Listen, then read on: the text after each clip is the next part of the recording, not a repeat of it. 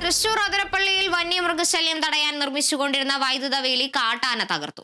വെച്ചിലപ്പാറ 14-ാം ബ്ലോക്കിൽ പുഴയോട് ചേർന്ന് നിർമ്മിച്ചുകൊണ്ടിരിക്കുന്ന വൈദ്യുത വേലിയാണ് കാടിറങ്ങിയെത്തിയ ആന തകർത്തത്. രാവിലെയായിരുന്നു സംഭവം. വൈദ്യുത വേലി തകർത്ത ആനയുടെ ദൃശ്യങ്ങൾ പ്രദേശവാസികളാണ് മൊബൈലിൽ പകർത്തിയത്. കഴിഞ്ഞ ദിവസം അതിരപ്പള്ളി കണ്ണംകുഴിയിൽ കാട്ടാന വീട് ആക്രമിച്ചിരുന്നു. കണ്ണംകുഴി സ്വദേശി രാജുവിന്റെ വീടാണ് കാട്ടാന ആക്രമിച്ചത്.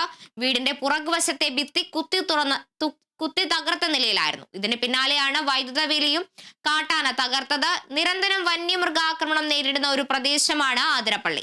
അതിരപ്പള്ളി മലക്കപ്പാറ മേഖലകളിലായി ആദിവാസികൾ ഉൾപ്പെടെ നിരവധി പേരുടെ ജീവനുകളാണ് കാട്ടാന ആക്രമണത്തിൽ പൊലിഞ്ഞിട്ടുള്ളത്.